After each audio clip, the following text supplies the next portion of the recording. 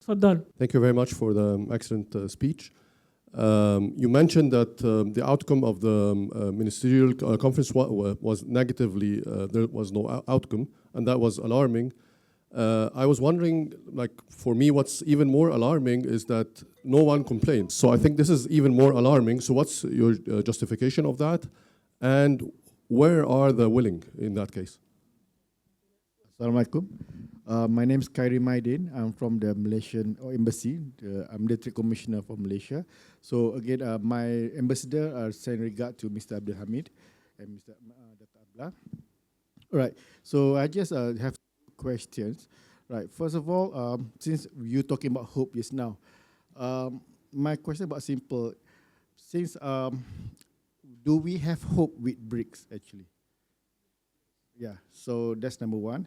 And number two, I miss out about your hope just now. You mentioned about the hope. I mean, like, is it like because there's a hope, even though there's some negativity inside the meeting, but since there is some hope due to some willingness to revamp of inside the WTO, is that the hope that you mentioned? Thank you so much. Thank you very much for the very interesting talk, and I have two questions. The first one is linked to Africa. So is it giving us any hopeful signal that the conference was taking place in the center of Africa and Cameroon, so that the people pay more attention to the demands of the region? This was not a coincidence, the location of the conference. And the second thing has to do with the reform and the future of the WTO. If the reform is not happening, how do you see the future of international trade? Thank you. Okay. Thank you so much for this lecture, and correct me if I'm wrong, because what I got from you at the end, that you see that we need to change the idea of the consensus within the WTO and replace it by the majority of the members, for example, that if we have approval of majority of members, this might help to reach something different. But can we put the US aside? Because what you said, that doesn't want to play with the rules and does not respect the rules anymore, which is quite evident. So what can we do? Can we have this luxury of putting it aside and taking decisions as majority? I think this would be great, but I'm very suspicious about this. This is number one. Number two, I know that, like me, I still believe in liberalization and that the rules are correct, and that maybe the rules have helped a lot of developing countries which were intelligent enough to take it as a phase and rebuild their economies. But we in Egypt did not do this. We waited. We are still waiting, although the rules are there and we signed the agreement, but we did not benefit. It reminds me of the idea of the protectionism, when we lived more than 30 or 40 years under the protectionism and we did not rebuild our industries. So I want your comment, please, on this. Thank you. We are very patient. We build pyramids. You have to remember that. But we will not see it in our generation. Okay, can I just ask Yasmin to repeat her second question about reform? The second question has to do with the future. So if the reform is not happening, how do you see the future of international trade? This is, by the way, the topic of the session in November. So if you can afford to wait a few months, you'll get a full answer. Okay, I'll try to take the questions in the order that were posed, but if I miss anything, please draw my attention to it. No one complained. I think the fact that there were no statements of complaint is due to two things. First, I think people were sort of, I wouldn't say shocked, but there was a bit of blame game. Because nobody has a clear vision about where this messy situation is going, there were also complaints about specific things. The US complained a lot about the e-commerce moratorium and accused Brazil for blocking it, and India accused others of blocking what India wanted on the special safeguards for agriculture, and so it was petty stuff like that.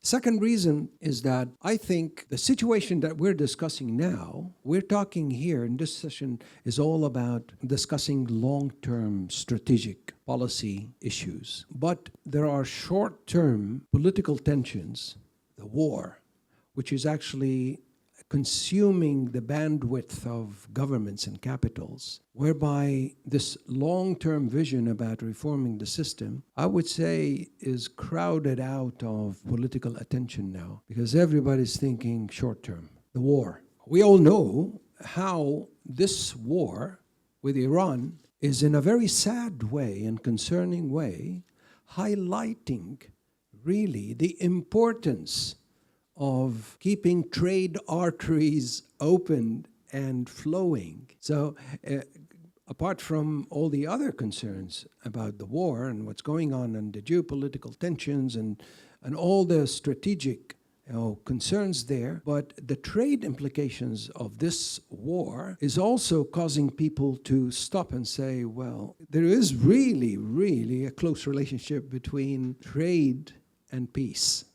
That's a very important historical lesson. So I think the answer to your question, Karim, is that governments have a very, very crowded span of attention, and they're not really complaining in a very analytical way so far. The last point here is that in this situation, they don't have a clear view about what the next step is going to be. Because of all the above, they really don't have a clear vision of what the next step is going to be. And what are they going to do when they go back to Geneva, right? this thing about, the ministerial will continue. I'm sorry. I've been in this system for 45 years. I started when I was 12, of course, as you know. This is a joke. So anyway, now moving on to the question about hope and BRICS. BRICS, I think BRICS is sounds to me a bit, it's like arranged marriage, BRICS. I disagree, by the way, completely. But go ahead. Okay, let's give them the benefit of the doubt. I would agree if BRICS can play a role once I have a clear agreement among the BRICS players about where they want to go. It is an alliance, when I say arranged marriage, it's an alliance that came together just because they are united on what they don't like, which is the hegemonic dominance of the US and the West. That's what unites them. But I am yet to see a common project going forward that would unite them. Would they have a common vision for how they would deal with trade policy between them? Or even how are they going to deal with sort of monetary issues in order to facilitate alternatives Can I to the challenge US? you? Please do. I'm dying please, to challenge please, you. Please, please, Okay, please. just for the fun of it. Please, go ahead. Who is agreeing on anything? Look at the European countries. Do they agree on anything? This is the Western excuse for attacking BRICS all the time. They don't agree on anything. BRICS consist of a large number of countries, okay? Bigger percentage of population, very big percentage of wealth, very big percentage of oil, okay? All right? Yep. Those are facts. All right? Absolutely. So, and G20 is sleeping at this point and will continue to sleep. For 4 years, it was in the global south doing a very good job for us. And now they are in the United States, which is going to destroy everything related to any kind of common position in the world. Absolutely. Okay? So this is happening. The only thing that is still remaining and discussing and perhaps have potential would be BRICS. We'll talk about BRICS in the conference as well. We're going to take stock of what they're going to do this year. But don't adopt the Western position. Sorry, Nick. Huh? Well, I'm not adopting anybody's Forgive position, by the way. Serious, I'm not adopting anybody's position. I'm challenging everyone. بالانجليزي واصله لكل الموجود طب كويس طمن بس. I have nothing here to defend. All what I'm doing is I'm asking a question. What is the plan of the BRICS? Because the fact that other frameworks are not working is not a sufficient argument or evidence that the BRICS is working. This is why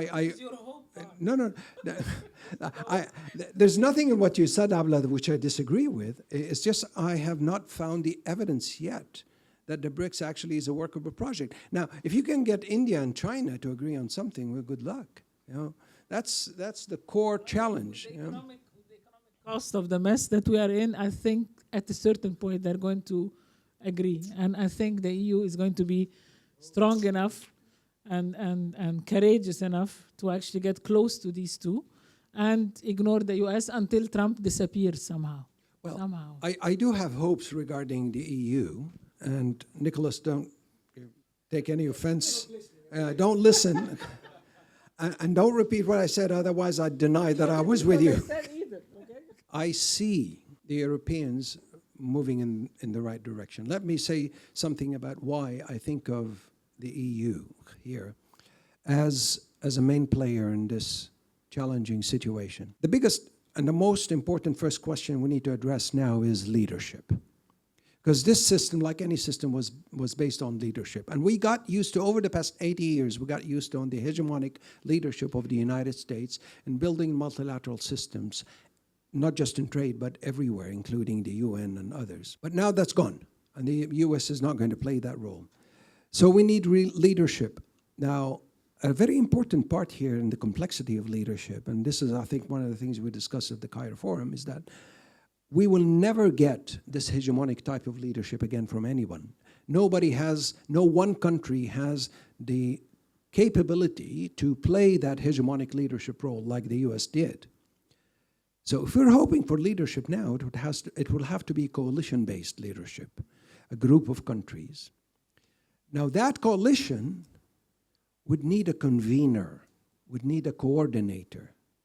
And this is where I see the EU playing a critical role because of very, very objective reasons. Now, whether this would happen or not, this is my hope. This is the hope part, right? Now, I see the EU is particularly suited for that role because, A, when it comes to trade, just distinguish between the EU speaking within a trade context and the EU in any other geopolitical context. Because in the case of trade, the EU, the 27 speak with one voice. The Commission has jurisdiction to speak in the name of the 27 countries.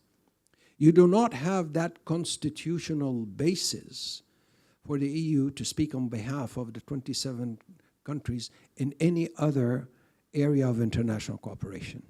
So the EU has a particular weight when it comes to trade negotiations.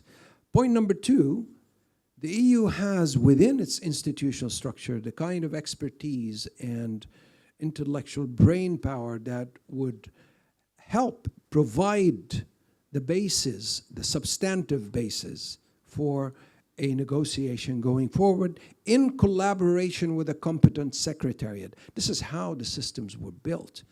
I was part of building this system in the early 80s, late 80s, and the early 90s. And there are certain enabling factors that need to be mobilized in order to have a proper negotiation that would produce the kind of treaty system that will provide what we're hoping for. Now also, the other thing is that I see the political tendencies in the EU to establish independence from the US. That is the result of a number of political factors, not just on trade.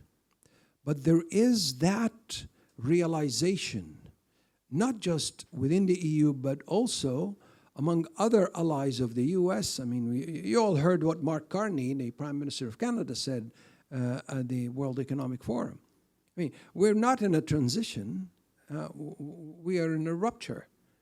This is the reality that we have to look at. And that reality is being acted upon by the middle powers, as they call them, and even by developing countries who realize that the future alliances would have to be formed differently.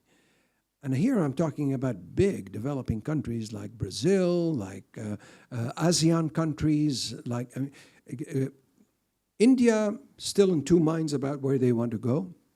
I think they need to more clarity about their trade policy direction. But the reality is shifting in the direction of a reconfiguration. Now, as I always say, and this is part of my hopeful thinking as well, if there is going to be a coalition of the willing that would aim for a different system or a reconfiguration of the system, then this need not come across as an act of hostility towards the US. I would say it should even be presented as an act of accommodation. You know, the US, you want to go your own sweet way, that's fine. That's your sovereign choice. But just bugger off and leave us alone. Now, it doesn't have to be said like that, but basically, we can reconfigure the system to accommodate situations where there are different levels of obligations and different levels of rights also. So if the US doesn't want to abide by any rules, okay, that's fine. But the US will not have any rights to claim under any of the agreements either. Institutionally possible, and this takes me to the question by Hal. Is it institutionally possible? The US is the one that puts the biggest amount of money there. No. Is it no? No, so the US share in the WTO budget is 11%. That's a fact. And yet it's controlling the dispute That's functions. politics. That's politics. Okay. It's not just politics, but also treaty constraints. If the appointment of appellate body members is subject to consensus, and I don't know why it should be just subject to consensus. This is an administrative matter that can be voted on. But to answer your first question, because it's the most important question, can we reconfigure the system? The answer is yes, because the reality of what we should be doing now, and that's my view, which, by the way, I put those ideas to the global business community as represented by ICC. And you will find this on the ICC website. There is a call for action that was published in the run-up to MC14, which basically calls for reconfiguring the system, which means what? It means negotiating a new WTO treaty. That's the reality. A new WTO treaty which would reconfigure the system and align it with the new realities that we're living today. Because the treaty system, as it is drafted in the WTO agreement, the Marrakesh agreement that establishes the WTO, is no longer consistent with the realities today. So that coalition of the willing should have the task of renegotiating the WTO treaty in order to align it with the new realities. I know this is a very, very complex negotiating process. You know, we've been through the Uruguay round for 7 years to transform the GATT into the WTO. This time around, it's not going to be that complicated, by the way, because we're already starting with a treaty and an institutional infrastructure that we did not have when we started the Uruguay round. But nonetheless, it's going to be quite challenging, and it will take a number of years. But that's what we're looking for. If we go down that road, then we're talking about signing a new treaty, because this contract is broken. We need a new contract. Now, yeah, I'm on to the third question. Sorry, Yasmin, your question was on BRICS, and then Africa. Okay. The meeting took place in Africa, gave actually a lot of hope before the meeting that there will be some consideration that this should be a successful meeting. You know, this is the second meeting we had in Africa for WTO ministerials. The first one was way back 2015 in Nairobi. And at the time, there was this political pressure that this is an African ministerial, it has to be a success. There was a hope that this sort of narrative would repeat this time around. It didn't. And it really didn't in a sort of a big way. But the African continent now is basically focused more on the AFCFTA. Who chooses where the ministerial meeting is going to be? The membership, the entire membership. Next ministerial is said to be taking place in Saudi Arabia, by the way. But that is to be decided. So it's decided by consensus, again, the venue. Now, I think African countries now are starting to reassess their strategy going forward in the system. And you can see that from the sort of, not shifting narrative, but the evolving positions of the big players like South Africa, Morocco, Egypt, Egypt's position has evolved. Egypt joined the investment facilitation agreement before MC14, but there is a reconfiguration of what do African countries aspire to have from the multilateral system. And then the next step, which they have not considered yet, is okay, are you willing to invest time, effort, and political capital to pursue the reform and be part of the coalition of the willing going forward when such coalition is formed, hopefully by the leadership of the EU. Now, that I think what I said would cover the sort of the other question about reform going further. I think we need to see what's going to happen over the next few weeks and whether such a coalition of the willing would start actually forming and consolidating. It would have to start with a core group that... It is supposed to start with the continuation of the meetings in Geneva? No? I see this as a separate process. Because if you continue this kind of formal setting with 166, you will always have the obstructionist stopping everything. You need to have, just give me just 1 minute to give you an anecdote. Part of history. When we were facing the dysfunction of the GATT in 1985, I was representing Egypt to the GATT at the time. And we were saying no to everything. We were doing exactly what India and South Africa were doing. And then what happened? A group of countries led by the US went and met, and they established a blueprint of where they want the system to go, how to transform the GATT into a bigger organization that would have proper institutional structure with dispute settlement and cover services and intellectual property and all that. And then they came to us. We were the sort of group of 5 hardliners. It was Egypt, India, Yugoslavia. You remember the tripartite non-alignment movement, right? Plus Brazil and Argentina. And we were saying no to everything. Because consensus in the GATT at the time. So they came to us and said, guys, this is where we want to go. This is our vision.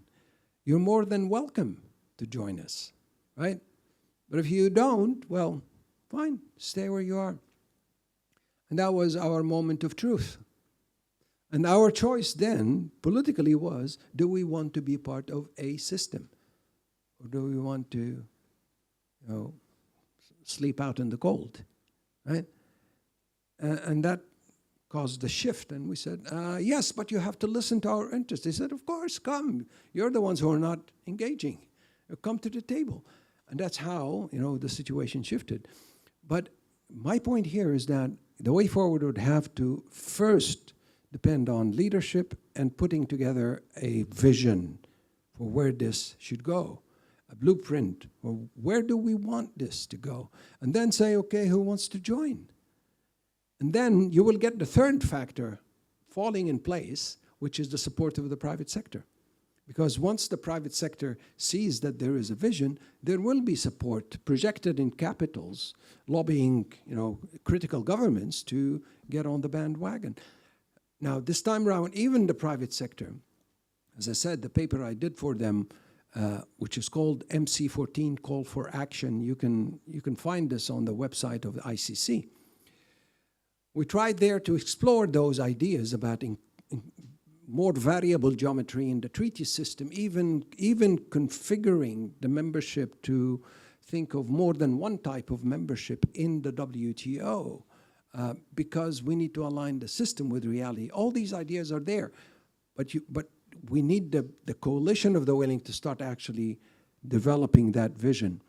And as I said, I think capitals are very distracted by the war, by what's happening on the political front, and US and Israel and what's happening in Iran and the implications on the world economy and rising prices of fuel, and European economies are facing tremendous difficulties, not to mention developing country economies. So with the failure of MC14, they're saying, okay, we'll get to this story once we can focus on it. So maybe there is a blessing there that they're not going to mess it up even further, but at least this will be a breathing time to have a thinking process and basically sort of aligning positions. Now, consensus, there's a question about consensus and the US, who asked that question? Yes. So could you repeat the question, please? As other countries, that we agree on the reform under the rules-based or the WTO, but in this case, we will act according to majority and not to consensus. So as if we are voting and we reach decisions according to majority. And when I heard what happened in the 80s, I think that you got this from the idea of the 80s, if we are repeating and learning from history, right? To some extent, I think you're right there. So we are following the US model, what they did in the 80s. We are trying to play with their rules now and do it to them. Well, we learn. Okay. We learn, So right? this is, yes. But this has to be through an incremental process. In other words, you don't come today and say, okay, US is out. You say, no. No, you create the vision, you develop the vision among a coalition of the willing, and then you say Critical mass, right? Critical mass. Critical mass. Absolutely. And then but the leadership is critical. The question is the leadership ready? and then you invite the US. You Okay. want to join. So you are trying to embarrass, a sort of embarrassment. If you are refusing to act, we are having an option here or a good model or a fair model. So you are the one who doesn't want to follow it, right? Yeah, that's right. It's, And you may kindly excuse yourself if you okay. don't want to. If you don't want to, but if you want to, then we're more than welcome. I got it. So. yeah. Look, It's, just one point here of a conceptual Okay. nature is that a process like that, I think, would require a lot of hard work on three levels. The first level is skillful diplomacy. The second level is a lot of policy work to make sure that everything is being coherent from a trade and investment policy perspective. And the third is the legal level, making sure that whatever new contract or new treaty is going to be drafted is going to be legally sound and lend itself to the right kind of What about enforcement. economic pressure? What do you mean by economic pressure? Resources, whatever. You have to guarantee sort of agreement among all other countries, and that they use the tool of economic pressure. What's happening? Well, that's part of the negotiation. That's Okay. the policy. That's They within the call it policy. Okay. Yeah, that's within the policy part. It deals with all the kind of policy I see. considerations that The make a economic deal pressure viable. is coming from the US mostly. Yes. So how do you want it to come from the others? Maybe if we have, if we can agree, as you mentioned, China, India, there are different things now happening nowadays, technology, something like this, because China is a sort of threat to US in a way or another. It is. That's the discussion That's going actually a on. very good point, and the perhaps a possible way of dealing with this through that scheme of things going forward is basically to make sure that the new rules, because a reconfigured system would have to involve updating of some of the rules. That's part of it. You need to update rules on industrial subsidies. You need to update rules on the behavior of state-owned enterprises. You need to update rules on transparency. And then you would also, when it comes to the US and what the US does, I think we need a bit of reality here, because the kind of reconfiguration of the system would need to sort of ring fence or quarantine what the US does and give it some legal cover, preserving the balance of rights and obligations, of course, but also what the US coerces other countries to do with them. Because there is another wrinkle to this problem. Look at the agreement with the EU, right? The US is not only violating its tariff bindings, and not only violating its MFN obligation, but it's forcing others to violate their MFN obligation as well. So if the EU is going to give the US zero tariffs on industrial products, the EU is not going to extend that on MFN basis to all WTO members. Now, I'm just mentioning the EU as example, but that kind of practice is repeated in all the bilateral so-called deals that the US has. So there will be some legal complications there that would require that third level of work that I'm talking about in order to make sure that we do have a contract that would be legally sound. And legal soundness is not a theoretical concept. It's about establishing credibility. And credibility feeds into stability and predictability, which is the final aim. Now, there was a question about trade liberalization as well, and whether trade liberalization is still desirable. I would say we need to be sort of careful. Of course, trade liberalization is a good thing as a source of competition, because competition has all its benefits that you know, there are more qualified economists here to talk about. But there are 2 points to mention here. The first is that be careful, because trade liberalization was never presented as a panacea. Trade liberalization requires flanking policies with it in order to produce the desirable outcomes. And a very good example of failing to apply flanking policies is the US. You know, the US, one of the reasons why we have this backlash against globalization in the US is because the US failed to apply those policies, which are things like social safety nets, social security, retraining of professionals, unemployment insurance, all the things that are required in order to deal with the effects of liberalization in terms of the restructuring of the economy, and particularly the restructuring of the labor force. So all those policies, by definition, are very expensive policies for any government. But in the US, you have this political system that elections run on platforms that are about cutting costs, reducing government spending, and everything that runs against those flanking policies. So what you're left with really is that you have in the US an economy that grows at sort of aggregate levels, but beneath you have all these, you know, social and political tensions that were behind this narrative of blaming those failures on the foreigners. It's the Chinese. We lost jobs to the Chinese, which is not factually correct, because the jobs were lost to robots, not to the Chinese. 70% were due to automation. Yeah. You know. Okay, there's one. Yeah, yes, which is a ridiculous problem.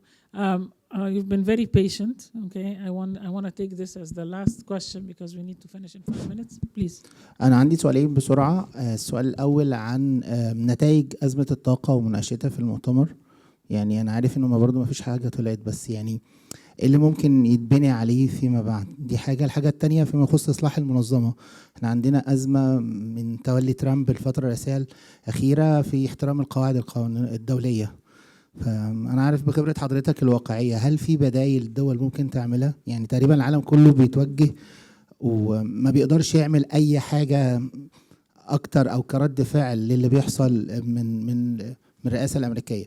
فالإصلاح، هل إيه اللي ناقص المنظمة علشان يقدر إن هي يعني تواجه الحالي؟ لأنه إحنا تقريبا موضوع احترام القواعد الدولية ده يعني هنقعد عليه شوية كده.